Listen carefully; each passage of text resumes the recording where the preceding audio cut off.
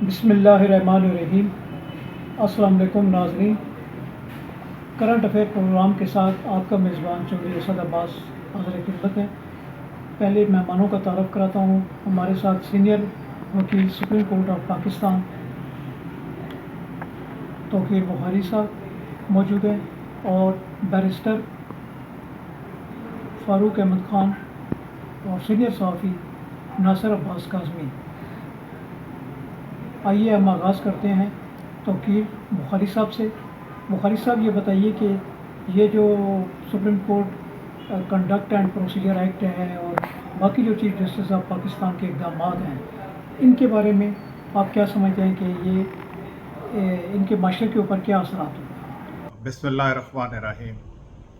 Syed Tauqeer Bukhari, advocate, supreme court of Pakistan. आपने जो मुझे क्वेश्चन पूछा कि जो प्रैक्टिस एंड प्रोसीजर एक्ट 2023 में मेरी इस पर क्या कमेंट्स हैं, तो उस ज़िमन में तो मैं आपको ये बताऊंगा कि ये एक बहुत ही अच्छा कानून है जो कि वेलफेयर के लिए है और जिस पे सबसे ज़्यादा जो फ़ायदा है वो हम एडवोकेट्स को है, लिटिगेंट्स को है, सबको है। बहरहाल इसको एक सियासी रंग दे के और उछाला गया और बाद पे सियासत की नज़र भी हुआ और इस पर बड़ा कोर्ट्स का टाइम ज़ाया हुआ, इवन मीडिया का बहुत टाइम ज़ाया हुआ। Basically practice and procedure act 2023 जो है वो जो पीडीएम की गवर्नमेंट है, जैसे कि आप सबको पता है कि उन्होंने ये इसको बनाया और इसमें कोई ऐसी बात नहीं है जिसके ऊपर कोई इस किस्म की डिटेल्स सियासत की जा सके। अब इसमें अगर आप सेक्शन 2 इस एक्ट का देखें जो कि कॉन्स्टिट्यूशन ऑफ बेंचेस की बात करता है, बेसिकली वो जो chief justice, honourable chief justice साहब के जो लामतनाही और लामहदूद इख्तियारात थे इस एक्ट से पहले या अब स्टेज ख़त्म होने से पहले थे, तो उसकी वो बात करते हैं कि कॉन्स्टिट्यूशन ऑफ बेंचेस किस तरह किए जाएंगे। तो वो तो ऑनरेबल चीफ जस्टिस काजी फ़ाइज़ ईसा साहब ने आते ही एक कमेटी बना दी और अपने वो इख्तियारात जो है वो उस कमेटी में, जिसमें वो ख़ुद भी हैं और 2 सीनियर मोस्ट जजेस हैं, उनको दे दिए। और ये एक बड़ी खुशाइंद बात है क्योंकि कॉन्स्टिट्यूशन ऑफ बेंचेस के हवाले से जो इख्तियार है वो एक फ़र्द वाहिद के पास था, तो वो पिछली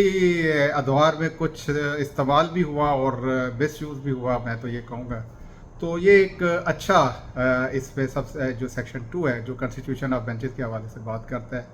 तो उस पर मेरा नहीं ख्याल कि किसी किस्म की कोई सियासत होनी चाहिए या किसी के कोई फंडामेंटल राइट्स उससे डैमेज हो रहे हैं जिसमें ये मामलात कोर्ट्स में लाए जा रहे हैं। इसी तरह जो इस एक्ट का सेक्शन 3 है, वो जो honourable supreme court of Pakistan की ओरिजिनल ज्यूरिसडिक्शन है 184(3) में, उसमें उसको वो एड्रेस करता है और उस पर बेसिकली 184(3) में जब से इस आर्टिकल पे मुख्तलिफ ऑनरेबल चीफ जस्टिस पे वो मोटो लिया और मुख्तलिफ केसेस उनके सामने आए, तो देखने में ये आया कि एक ही फ़र्द वाहिद के पास लामतनाही इख्तियारात हैं, वो स्याह कर दे, सफ़ेद कर दे, जो चाहे कर दे। वो अगर समझते हैं कि ये 184(3) का मामला है तो वो उसको उठा लेंगे, नहीं समझते तो नहीं उठाएंगे। तो इस एक्ट में जो बात की गई वो ये कहा गया कि इसमें 3 जजेस मिनिमम जो है वो 184(3) को के तहत जो भी केस होगा, अगर वो उसमें किसी के फंडामेंटल राइट्स पे अटैक हो रहा है या इस किस्म की कोई फंडामेंटल राइट से रिलेटेड चीज़ है, और उसमें वही बात जो ऊपर हमने सेक्शन 2 में कमेटी के हवाले से की, सबसे पहले तो कमेटी डिसाइड करेगी कि ये 184(3) ओरिजिनल ज्यूरिसडिक्शन का मैटर है कि नहीं है, और उसके बाद जो 3 जजेस प्लस वो कमेटी मिल के उस केस को सुनेगी, ना कि एक फ़र्द वाहिद जो चाहे जैसे चाहे कर दे। ऑनरेबल चीफ जस्टिस इससे पहले करते रहे हैं। इसी तरह इसमें जो सेक्शन 4 है वो इंटरप्रिटेशन की बात करता है, तो बिल्कुल कोर्ट्स का काम है इंटरप्रिटेशन ऑफ स्टैट्यूट करना और डिफरेंट इंटरप्रिटेशंस करना। तो इसमें भी ये कहा गया कि नॉट लेस दैन मिनिमम जो है वो 5 जजेस होंगे जो सेक्शन 4 के तहत इंटरप्रिटेशन के केसेस को डील करेंगे। और सबसे जो इम्पोर्टेंट चीज़ थी कि अगर 184(3) ओरिजिनल जुरिस्डिक्शन में सुप्रीम कोर्ट को फैसला कर देती थी या माजी में करती रही है, तो उसकी अपील का कोई राइट नहीं था। यानी एक फ़र्द वाहिद ऑनरेबल चीफ जस्टिस ने उसको एज ए फंडामेंटल राइट के ख़िलाफ़ समझते हुए उठाया और उस पर जो चाहा फैसला कर दिया, और उसकी कोई आगे अपील या कोई आगे प्रोसीडिंग कुछ भी नहीं है, और वो फाइनलिटी इख्तियार कर जाता था। तो ये एक बड़ी अच्छी इसमें सेक्शन 5 जो है वो ये कहता है कि विद इन 30 डेज़ 30 दिन के अंदर अंदर आपने अपील फाइल करनी है, और इसमें मेरा नहीं ख्याल कि कोई सियासत करने वाली ऐसी चीज़ हो। बाकी ऑनरेबल जजेस ने ही देखना है कि वो अपील बनती है कि नहीं बनती, और उसमें क्या आगे जिस तरह से मुख्तलिफ बातें की जा रही हैं कि ये सारे केसेस अपील में आ जाएंगे और ये होगा वो होगा, तो ये तो ऑनरेबल जजेस नहीं देखना है कि इस के 30 डेज़ की जो लिमिटेशन है उसकी कंटिन्यूशन के हवाले से या वगैरह वगैरह बाकी जो चीज़ें इसके अलावा हैं सेक्शन 5 में। तो बाकी एक सबसे बड़ा इम्पॉर्टेंट इसमें जो चीज़ सेक्शन 6 में की गई वो ये था कि अगर कोई case honourable supreme court decide कर देती है, तो उसमें जब हम लोग रिव्यू में जाते थे तो जो लिटिगेंट था उसके पास कोई चॉइस नहीं होती थी। जिस वकील साहब ने, जिस लर्नड काउंसिल ने उनका वो केस मेन केस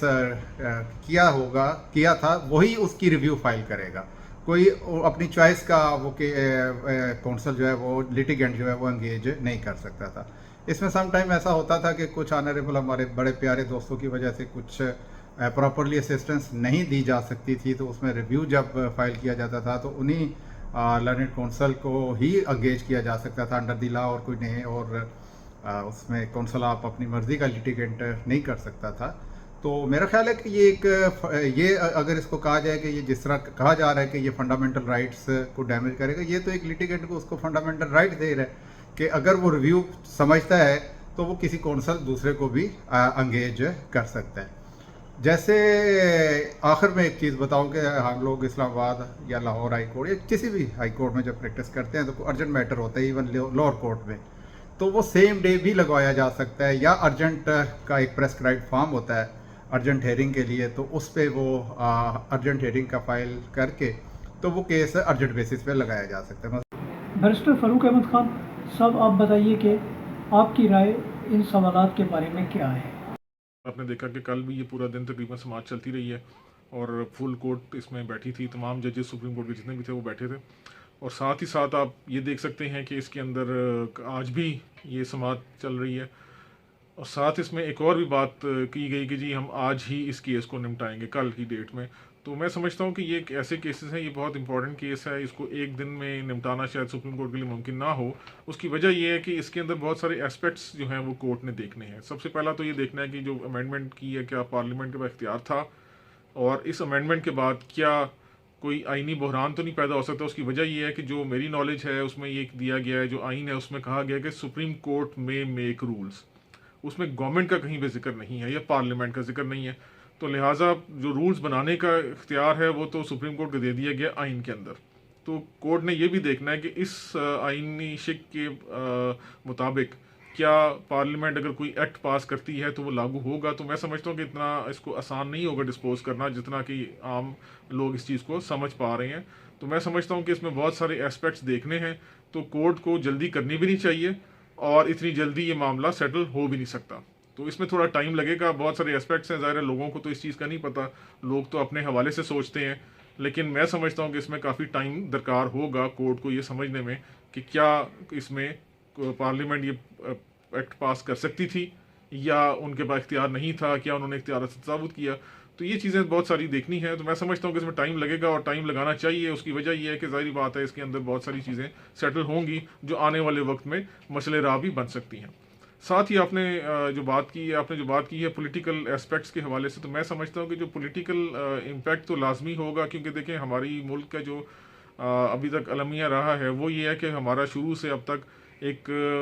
फ़र्द वाहिद की हुक्मरानी का हमेशा से चलता रहा है, ख्वाह वो कोई सियासी हुकूमत हो या कोई डिक्टेटर हो, हमेशा फ़र्द वाहिद की हुक्मरानी का मामला चलता रहा है। तो उस हवाले से मैं समझता हूँ कि जो भी हुकूमत आती है उसके लिए ये प्रॉब्लम्स तो होती हैं, तो वो तो ये हुकूमत तो चाहेगी जो भी आने वाली कि जो चीफ जस्टिस के इख्तियारात हैं उसके अंदर तो कोई ऐसी चीज़ लाई जाए कि वो अकेला बंदा बैठ के इस चीज़ को फैसला ना कर सके। तो ज़ाहिर बात है कि ये मैं समझता हूँ इसके अंदर पॉलिटिकल एस्पेक्ट ज़रूर हैं। अगर वो इसका हक में डिसीजन आता है पॉलिटिकल जो अमेंडमेंट्स की गई हैं तो डेफिनेटली सुप्रीम कोर्ट के चीफ जस्टिस का जो एक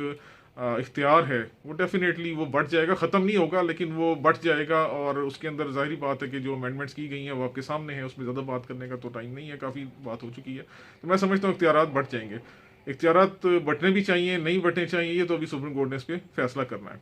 बाकी डिसीजन क्या आता है ये इस बारे में मैं नहीं कह सकता। उसकी वजह यह है कि डिसीजन जो है वो ऑनरेबल सुप्रीम कोर्ट ने देना है और मैं समझता हूँ कि डिसीजन जो भी आए, मैं समझता हूँ यहाँ पे देखें पूरी अदालत बैठी हुई है, तमाम जजेस मौजूद हैं, तो डिसीजन जो भी आना चाहिए तो मैं समझता हूँ कि वो एक ऐसा डिसीजन हो जो हमारे आने वाले वक्त में और इस मुल्क की जो जुडिशल हिस्ट्री है उसमें एक वो नाम पैदा करे डिसीजन। तो मैं तो ये समझता हूँ। आपने बात की मीडिया हाइप के हवाले से, जो चीफ जस्टिस साहब के रिमार्क्स थे जो उन्होंने तहरीक इंसाफ के चेयरमैन इमरान खान साहब के वकील के उन्होंने थोड़ा सा डांट डपट कर दी, तो मीडिया ने इसको बहुत ज़्यादा उछाला, उन्होंने इख्तियार की बात भी की और उन्होंने बहुत सारी और भी बातें ऐसी की हैं जो कि मैं समझता हूँ मीडिया को नहीं करनी चाहिए। मीडिया को भी थोड़ा सा इस चीज़ पर रेस्ट्रेंट शो करना चाहिए। ज़ाहिर बात है जो बंदा सीट पे बैठा है, मैं नहीं समझता हूँ कि ऐसी बात है। ज़ाहिर है डांटना जो है ये नॉर्मल रूटीन की बातें हैं, जजेस की और वकला की आपस में थोड़ी बहुत ऊंच नीच चलती रहती है। कभी वकला थोड़े से गुस्से में आ जाते हैं, कभी जजेस जो हैं वो आगे से ऐसे रिमार्क्स दे देते हैं। तो मैं समझता हूँ कि ये एक नॉर्मल बात है, इसमें कोई ऐसी बड़ी चीज़ नहीं है जिसमें हम कहेंगे जी एक बंदा कुर्सी पे बैठ गया तो उसने ये बात कर दी। कुर्सी में तो पहले भी थे, काजी फाइज साहब पहले भी जज थे सुप्रीम कोर्ट के, तो इसलिए ऐसी मैं नहीं समझता हूँ इसमें कोई ऐसी चीज़ है। इसमें मीडिया हाइप ज़्यादा है मेरे ख्याल में। तो साथ आपने बात की है कि बहुत सारे केसेस पेंडिंग हैं सुप्रीम कोर्ट के अंदर, तो और उन्होंने ये अगर चीफ जस्टिस साहब ने ऐसी बात की है कि अगर केसेस जो हैं इनको डिसाइड पॉलिटिकल केसेस को डिसाइड करना चाहिए, तो मैं तो वैसे समझता हूँ कि इस हवाले से कि इनको पॉलिटिकल केसेस को जल्द अज जल्द डिसाइड करके तो सुप्रीम कोर्ट को अपने असल मामलात में आना चाहिए, क्योंकि बहुत सारे केसेस पेंडिंग हैं और साल साल से पेंडिंग हैं। लोग बेचारे इंसाफ के तलबगार हैं, कई लोग दुनिया से रुखसत हो गए इंसाफ के पीछे, वो इंतजार करते रहे। तो ये एक मैं समझता हूँ अगर ऐसे चीफ जस्टिस साहब इसमें कामयाब हो जाते हैं कि पॉलिटिकल केसेस को जल्दी समाप्त करके जल्दी ख़त्म करके, तो जो बाकी केसेस पेंडिंग हैं वहाँ पे हज़ार किस्म के अगर वो ये ऑनरेबल चीफ जस्टिस साहब इस पर फैसला कर देते हैं तो मैं समझता हूँ कि ये बहुत बड़ी कामयाबी होगी सुप्रीम कोर्ट की। क्योंकि पिछले आप देख रहे हैं काफ़ी सालों से ये एक ट्रेंड बना हुआ है कि जी किसी सियासी पार्टी को कोई मसला होता है तो वो हमेशा जाके सुप्रीम कोर्ट या हाई कोर्ट या इस अदालतों पे अपने मामला ले जाते हैं। सबसे पहला मैं ज़ाती तौर पे समझता हूँ कि सियासी मामला को सियासी तौर पे हल करना चाहिए, अदालतों पे नहीं लेके जाना चाहिए। क्योंकि सियासी मामला जब अदालतों में जाते हैं तो फिर जाहिर बात है जब उसके फैसले आते हैं तो फिर अदालतों पर भी इल्ज़ाम लगते हैं। तो मैं समझता हूँ कि जो काम जिसका है उसको वहीं पे करना चाहिए और अदालती मामलात में जो पॉलिटिकल केसेस हैं उनको अदालत में नहीं लेके जाना चाहिए। अगर ऐसा हो जाए कि सुप्रीम कोर्ट इन केसेस को जल्दी डिस्पोज करके तो बाकी केसों की तरफ आ जाए तो मैं समझता हूँ बहुत आसान होगा इस सुप्रीम कोर्ट का इस कौम पे। क्योंकि जो पिछले साल से लोगों के केसेस समाअत के इंतजार में हैं, 10-10 साल 20-20 साल से पेंडिंग है, वो किसी केसेस जो है उनका फैसला हो, लोग अपने जो है फैसला लेके उनको पसंद आए ना आए जो भी फैसला हो, कम अज़ कम वो उनको पता चले कि उनका केस चला था और केस का फैसला हो गया। बाकी एक आपने बात की है इलेक्शन के हवाले से कि भी केसेस बहुत सारे इलेक्शन कमीशन में जा रहे हैं, इलेक्शन कमीशन सुप्रीम कोर्ट में इलेक्शन के हवाले से कि जी 90 दिन में इलेक्शन होने चाहिए। आईनी मुद्दत जो दी गई है इलेक्शन के हवाले से वो तो यही दी गई है कि इलेक्शन जो है जब हुकूमत जो है वो पार्लियामेंट या असम्बली जो है वो अपनी मुतय्यन करदा मुद्दत के अंदर अगर उसके इलेक्शन होते हैं, अगर वो अपनी मुद्दत पूरी करती है तो फिर तो इलेक्शन 60 दिन में करवाने हैं। अगर अपनी मुद्दत पूरी नहीं करती, भले वो एक दिन, जिस तरह इस आपने देखा पार्लियामेंट इन्होंने पहले ही नेशनल असम्बली जो है वो उसके अंदर ख़त्म कर दी, तहलील कर दी। तो अब इस सूरत में आइन ये कहता है कि इलेक्शन 90 दिन में होने चाहिए। अब ये हमारा आइन कह रहा है। अब अगर इलेक्शन आपने 90 दिन से आगे लेके जाने हैं तो उसके ऊपर आपको वो आइन और कानून सुप्रीम कोर्ट को दिखाना पड़ेगा कि इस कानून के तहत और इस आइन के तहत ये जो इलेक्शन है ये हम 90 दिन से आगे लेके जा रहे हैं। ऐसा कोई कानून अभी तक, और पहले आपने देखा कि सुप्रीम कोर्ट ने पंजाब असेंबली के इलेक्शन के हवाले से एक डिसीजन भी दिया कि जी आप 90 डेज में इलेक्शन कराएं, वो इलेक्शन आपके सामने नहीं हो सके। तो मैं समझता हूँ कि ये इसके इलेक्शन के हवाले से कभी केसेस बहुत सारे इलेक्शन कमीशन में जा रहे हैं, इलेक्शन कमीशन सुप्रीम कोर्ट में इलेक्शन के हवाले से कि जी 90 दिन में इलेक्शन होने चाहिए। आईनी मुद्दत जो दी गई है इलेक्शन के हवाले से, वो तो यही दी गई है कि इलेक्शन जो है, जब हुकूमत जो है वो पार्लियामेंट या असम्बली जो है वो अपनी मुय्यना मुतय्यन करदा मुद्दत के अंदर अगर उसके इलेक्शन होते हैं, अगर वो अपनी मुद्दत पूरी करती है तो फिर तो इलेक्शन 60 दिन में करवाने हैं। अगर अपनी मुद्दत पूरी नहीं करती, भले वो एक दिन, जिस तरह इस आपने देखा पार्लियामेंट इन्होंने पहले ही नेशनल असम्बली जो है वो उसके अंदर ख़त्म कर दी, तहलील कर दी। तो अब इस सूरत में आइन ये कहता है कि इलेक्शन 90 दिन में होने चाहिए।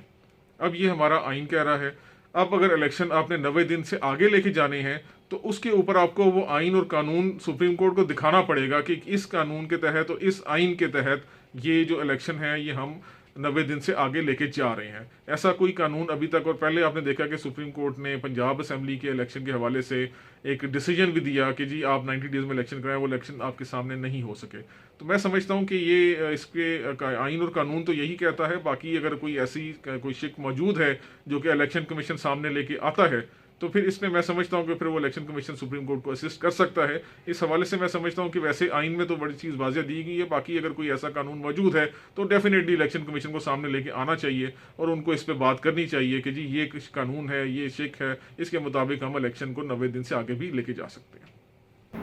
सीनियर साफ़ी जनाब नासिर अब्बास काज़मी साहब, आपकी राय क्या है कि इसका इम्पेक्ट हमारी सोसाइटी के ऊपर क्या हो? शुक्रिया असद अब्बास साहब, आपके चारों सवालात बहुत अहम हैं जिनके मैं बिल तरतीब जवाब दूंगा। सबसे पहले आपका सवाल ये था कि प्रैक्टिस एंड प्रोसीजर एक्ट के हवाले से जो जस्टिस काजी फ़ाइज़ है, जो नए चीफ जस्टिस पाकिस्तान है, उन्होंने फुल कोर्ट इजलास बुलाया और फुल कोर्ट में इजलास के दौरान उन्होंने इस मामले की समाअत जो है एक तो ओपन कोर्ट में करने का फ़ैसला किया और इसके लिए फ़ुल कोर्ट तश्कील भी दी और कहा कि इस मामले की समाअत जो है फुल कोर्ट करेगी। ये एक बहुत ही ऐसा इक़दाम था और बहुत अच्छा था जिस हवाले से बहुत से वकला की जानब से और बहुत से फ़रीक़ैन की जानब से ये बार बार ये दरख्वास्तें की जा रही थी। साबिक़ चीफ जस्टिस जो जस्टिस अमृता बंदयाल हैं, उनसे बार बार कहा जाता रहा कि इस मामले पर फुल कोर्ट तश्कील दी जाए और फुल कोर्ट इस मामले की समाअत करे, लेकिन उन्होंने उस पर फुल कोर्ट नहीं बनाई। नहीं, उसकी वजह मालूम होती कि वो क्या ख़ायफ थे या क्या सूरत थी, या उन्हें कोई ये डर था कि उनके जो है उनकी मर्ज़ी के मुताबिक फ़ैसला नहीं आएगा। तो इस तरह की सूरत हाल में अब जस्टिस काज़ी फ़ाइज़ से जो है वो काफ़ी निडर और दिलेर जज हैं। तो उन्होंने जो एक तो सबसे बड़ी बात यह है कि उन्होंने इस मामले को अपने जो इख्तियारात हैं उनको रेगुलेट करने में उनको कोई ऐसा मसला नहीं है। वो कहते हैं कि मेरे इख्तियारात अगर महदूद कर दिए जाते हैं, सुप्रीम कोर्ट के इख्तियारात बढ़ जाते हैं, तो मुझे इससे कोई मसला नहीं है। तो उन्होंने ये इसी वाले से ये फुल कोर्ट तश्कील दी जिस पर को काफ़ी सराहा भी गया और उन्होंने इस मामले की समाअत की। तो ये जो जब ये इस मामले की समाअत शुरू हुई है तो ये बात बिल्कुल वाज़ह थी कि इस मामले का जो फैसला है वो एक ही दिन में नहीं होगा। अगर जो उन्होंने बड़ा ज़ोर लगाया और 7 से 8 घंटे तक इस मामले की समाअत की, लेकिन फिर भी ये तासर आम था कि इस मामले की समाअत आज मुकम्मल नहीं हो सकेगी, क्योंकि हर वकील ने हर फरीक का जो वकील था उसने दलाइल देने थे और उन दलाइल में कुछ वक्त भी चाहिए था। तो इतने अहम तरीन केस को जो है, क्योंकि इसमें सुप्रीम कोर्ट के जो इख्तियारात हैं उनको रेगुलेट करने की बात हो रही है, इसमें जो चीफ जस्टिस पाकिस्तान है खासतौर पर उनके इख्तियारात कम करके मामला ज़्यादा सुप्रीम कोर्ट के हवाले करने की कोशिश की जा रही है। तो ऐसा मामला जो इंतहाई जो हसास मामला था, इसके लिए इसकी समाअत जो है तवील होना थी और उसमें दलाइल दोनों जानब से बड़े तवील होने थे। इसलिए ये बात बिल्कुल तासर था कि ये मामला इतने जल्दी मुकम्मल नहीं होगा। यही वजह है कि अब इस मामले की समाअत 3 अक्टूबर तक मुलतवी की गई है। और जस्टिस काजी फ़ाइज़ ईसा ने जब ये दौरान समाअत आपने देखा होगा कि जो वकला की जानब से जो दलाइल दिए गए और जो जजेस की जानब से जो सवालात किए गए वो इंतहाई अहमियत के अमल थे और उसमें काफ़ी तहफ़्फ़ुज़ात और ख़दशात भी पाए जा रहे हैं कि चीफ जस्टिस ये कहा जा रहा है कि पार्लियामेंट की जानब से ये जो कानून साजी की गई है, ख़ास तौर पर चीफ जस्टिस के हाथ बांधने की कोशिश की गई है और उनके इख्तियारात को कम करने की कोशिश की गई है। तो मौजूदा जो चीफ जस्टिस हैं वो उनको अपने इख्तियारात कम करने में तो कोई मसला नहीं है, लेकिन जो इसी बेंच में जो फुल कोर्ट बेंच में जो लोग शामिल हैं, जो खास तौर पर जिनको आप कह सकते हैं कि साबिक़ chief justice Amrita Bandial group से जो तल्लुक़ रखते हैं, वो इस बारे में काफ़ी तहफ़्फ़ुज़ात रखते हैं और उनका ये कहना है कि जो चीफ जस्टिस के इख्तियारात हैं, बेंच बनाने का जो इख्तियार है, अज़ खुद नोटिस देने का जो इख्तियार है, वो उन्हीं के पास रहना चाहिए। और उन्होंने जो इख्तियारात जो उन्हें हासिल हुए हैं वो सुप्रीम कोर्ट ने रूल्स अपने लिए खुद बनाए थे और आइन के तहत सुप्रीम कोर्ट अपने रूल्स खुद बना सकती है। तो जो कानून साजी पार्लियामेंट ने की है वो कानून साजी आइन से हट कर की गई है, इसलिए ये कानून साजी गलत है, इसको कलअदम करार होना चाहिए। और जो दरख्वास्त गुजारों ने जिन्होंने इस मामले को चैलेंज किया हुआ है उनका भी यही मौक़िफ़ है कि हुकूमत जो पार्लियामेंट की जानब से जो कानून साजी की गई है वो अपने इख्तियारात से तजावुज़ किया गया है और सुप्रीम कोर्ट के इख्तियारात पर कदगन लगाई गई है। तो इस मामले में इतने तवील जो होने थे, बिल्कुल ये दलाइल होने थे। इसी वजह से अब इस मामले की समाअत जो है 3 अक्टूबर तक मुलतवी की गई है और अटारनी जनरल बैरून मुल्क दौरे पर चले गए हैं। उन्होंने कहा है कि मैं वापस आकर मुख्तलिफ तहरीरी मौज़ूज़ात भी पेश करूँगा, मज़ीद दलाइल भी दूँगा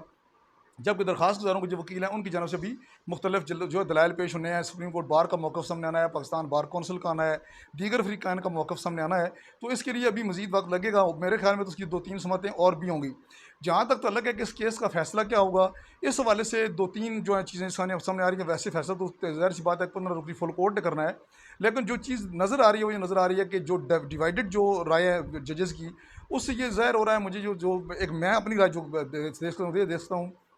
हो सकता है कि सुप्रीम कोर्ट का फुल कोर्ट ये कह दे कि जो पार्लियामेंट ने कानून साजी किया है उस पार्लियामेंट की कानून साजी को हम जो है इसको सेट असाइड कर रहे हैं, और जो सुप्रीम कोर्ट के रूल्स, जिस तरह सुप्रीम कोर्ट को इख्तियार हासिल है अपने रूल्स बनाने का, इस हवाले से फुल कोर्ट मीटिंग बनाई जाएगी बहुत जल्द। कोई टाइम रख दिया जाएगा कि इतने टाइम के दौरान फुल कोर्ट मीटिंग बुलाकर जो है सुप्रीम कोर्ट अपने रूल्स पर नज़रसानी करेगी और चीफ जस्टिस की जो पार्लियामेंट जो कानून साजी की थी उसकी रोशनी में जो है नए रूल्स बनाए जा सकते हैं। इस तरह का फैसला भी आ सकता है। और दूसरा फैसला ये है कि जो supreme court rules and procedure act जो है हुकूमती जानब से पेश किया गया है उसको हो सकता है मंजूर भी कर लिया जाए, लेकिन उसकी शिकों में कुछ ऐसी चीज़ें मौजूद हैं कि जिन पर एतराज़ात जजेस की जानब से उठाए जा रहे हैं, वकला की जानब से उठाए जा रहे हैं। तो ऐसे मुझे लग रहा है कि ये अगर इसको मंजूर किया भी गया तो इसकी कुछ शिकें जो हैं वो कलअदम करार दे दी जाएंगी या उनको वापस पार्लियामेंट को भिजवा दिया जाएगा। तो इस तरह की सूरत हाल में इस तरह का फैसला आने के इम्कानात हैं। जहाँ तक आपके दूसरे सवाल का तल्लक है कि चीफ जस्टिस काजी फाइज़ ने पीटीआई के वकील को डांट दिया और कहा कि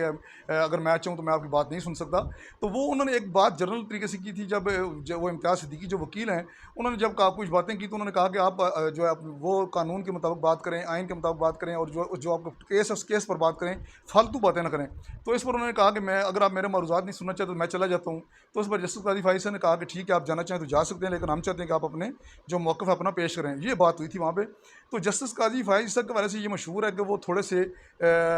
जज्बाती जज भी हैं, वो बाज़ औक़ात जज्बात में आ जाते हैं, तो इसी वजह से उनको एग्रेसिव भी कहा जाता है। लेकिन अब मैं जो वकला हैं उनकी जानब से उनको अभी मशवरे दिए जा रहे हैं, साथी जजेस की जानब से मशवरे दिए जा रहे हैं कि वो अपने आप को थोड़ा कूल करें। वो क्योंकि जब चीफ जस्टिस के मनसब पर बैठे हैं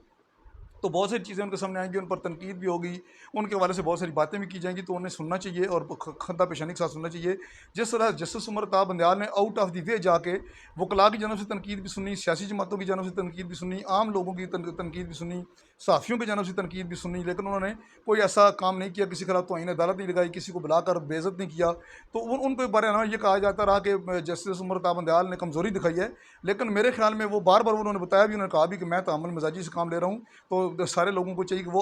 मलहूज़ खातिर रखें, अदालत का एहतराम मलहूज़ खातिर रखें। तो इस हवाले से ये सूरत हाल जो है जस्टिस काजी फाइज़ साहब का रवैया थोड़ा अलग है, लेकिन आने वाले वक्त में शायद वो इस मामले को, इस बात को समझ जाएँ और वो भी तअम्मुल मिजाजी का मुज़ाहरा करें। अब आगे देखते हैं कि क्या होता है।